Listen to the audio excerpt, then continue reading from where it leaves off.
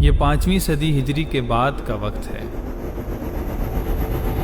سرزمین ہند میں عرصہ دراز سے کفر و شرک کا دور دورہ تھا، ہر طرف ظلم کی فضا تھی، معاشرہ مجموعی طور پر اخلاقی پستی کا شکار تھا کہ اتنے میں 537 ہجری آتا ہے۔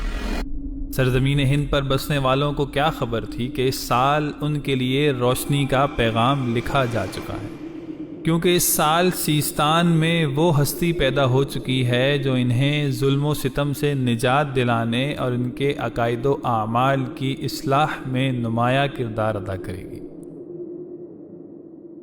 جس کا نام حسن ہے اور ماں باپ دونوں کی طرف سے سید ہے۔ شام، بغداد اور کرمان وغیرہ سے علم حاصل کرے گا، حضرت خواجہ عثمان اور حضور غوث اعظم رضی اللہ تعالی عنہما جیسی عظیم ہستیوں سے فیض حاصل کرے گا، اور پھر بارگاہ رسالت سے ہند کی ولایت پا کر دین کی خدمت کے لیے ہند آ پہنچے گا۔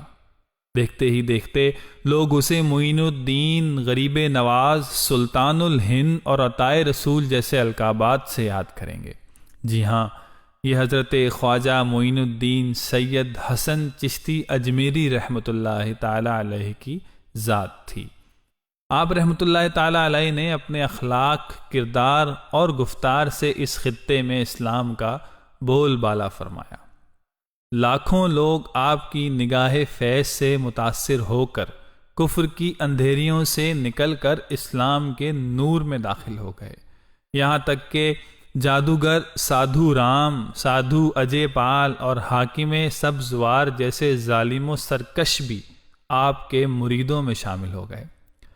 آپ رحمۃ اللہ تعالی علیہ نے ہند میں تقریباً 45 سال دین اسلام کی خدمت کی اور ہند میں اسلام کا اجالا پھیلایا۔ آپ کا وصال 6 رجب 627 ہجری کو اجمیر شریف میں ہوا اور یہیں آپ کا مزار شریف بھی ہے۔ اللہ پاک کی آپ رحمۃ اللہ تعالی علیہ پر رحمت ہو اور آپ کے صدقے ہماری مغفرت ہو، آمین۔